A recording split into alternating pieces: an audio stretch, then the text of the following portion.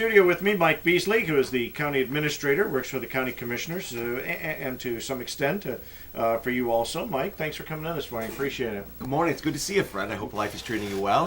Well, I still have a job. That's good. So I'm doing okay. We're all just hanging in these days. I've got a family I can tolerate on the weekends. I guess I'm doing all right. That's good. That's good.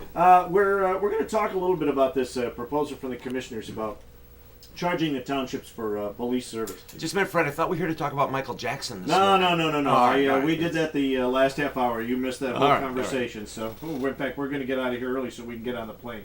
Right now, and I've got a sheet in front of me, which you were kind enough to bring, it shows the listing of what each of the incorporated parts of Lucas County, Toledo, Sylvania, Oregon, all the rest of the cities, actually pay per capita for police service, because they all have police departments of their own. And Fred, also some of the townships as well. I mean, one of the things you look at is that about 90% of the people of Lucas County pay for police as a local service, either through their local property tax or local income tax or some combination.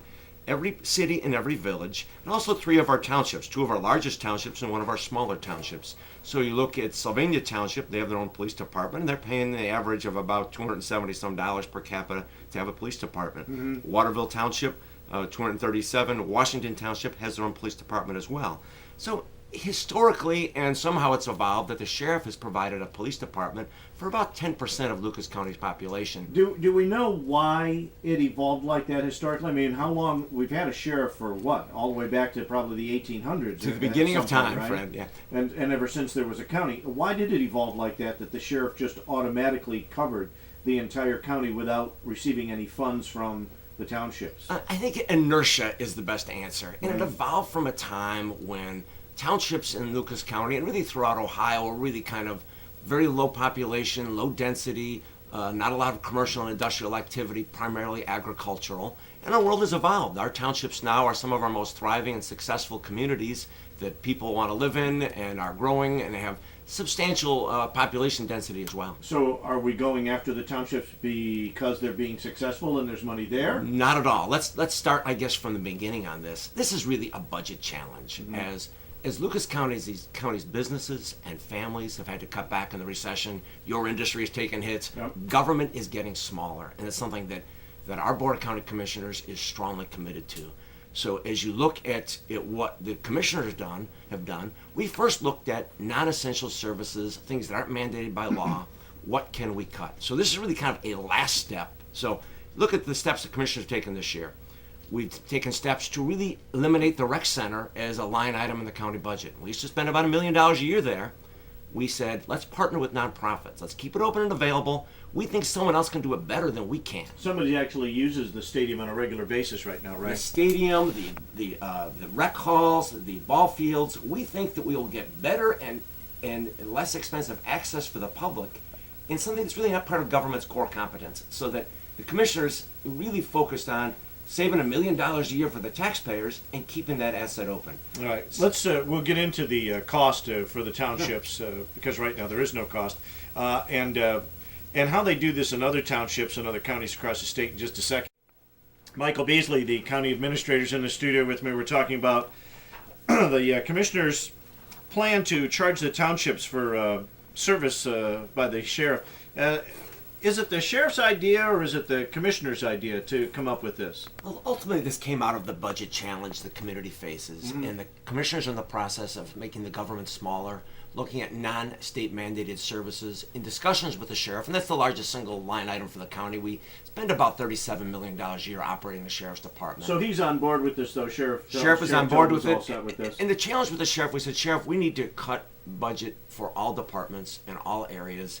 And he looked at his primary mission is to run the jail. That's his statutory function. Okay. And we looked out. Our challenge is to not to tell the townships we're going to charge you for this. We're saying this is a local decision that each local community has to make. And if you want to, we believe the sheriff provides great value for about $110 per capita. The people are getting what we think is very good service from the sheriff now. They're spending about $110 per capita. Springfield spends about and they're not paying that fee now. Right. And as it looks at it, they can look at that option if they want that level of service they could continue that arrangement with the sheriff. They want less, they could pay less than that, Now, or more, now, they do could give they? more. Let me interrupt. Do they contract with the sheriff? Because the contracts that you gave me from other counties, they're signed with the sheriff's department itself. So they'll contract with the sheriff, not necessarily through the commissioners. That's correct. The money goes right to the sheriff's department to That's- be used for whatever they need. That's right? correct. Ohio law is very clear that the sheriff must charge what the service provides, can only use it for that service, Okay. and it's one of the few areas where an elected official, not the Board of County Commissioners, contracts directly with the government. So the sheriff has that specific authority. Okay, and the fact that he can charge, and the duties that he has to each county, those are laid out in the Ohio Revised Code. They're laid out in the law, and the mechanism for charging, and the mechanism for, in fact, he's required to recover all his costs when he does that as well. So the fact that for all these years, these townships have been getting, well, basically what would be considered free service, it's just that, as you said, it's just inertia. This is the way it was always done. We never thought of doing it any other way. Now other counties do charge. Other county sheriff's department do charge townships. Have they always, or is this something that the counties just realized in the last 20 to 25 years? It is a relatively recent change as our world has evolved. And the world is such that counties used to be centered around a city. I talk about the major urban counties. Right. Obviously, the rural counties are a little different thing. But the major urban counties, you had a core city, whether it be Dayton or Cincinnati or Columbus or Toledo. And then the service was provided in the agricultural areas. Well, that world has changed, and has changed over the last 30 or 40 years in a significant way. And the law really hadn't caught up with it. The process hadn't caught up with it. Hamilton County was the last county to take this step, and that was about 2 years ago. No, that's Cincinnati. That's right? Cincinnati. Does Cuyahoga County? Cuyahoga County has no unincorporated areas. They have no townships. Really? So they're all cities and villages there. And in Lucas County, about 80% of the population lives in a city or a village.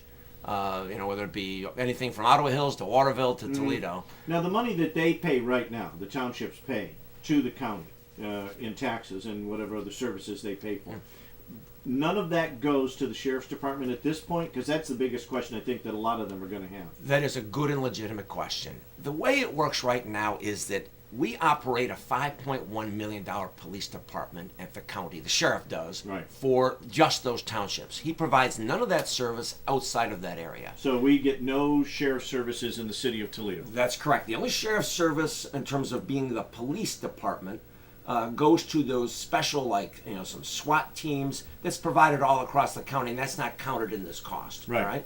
So that some of the drug task forces and those things, that where they do in common with other departments, that's not counted in this cost. That is just the cost for being the police in those areas.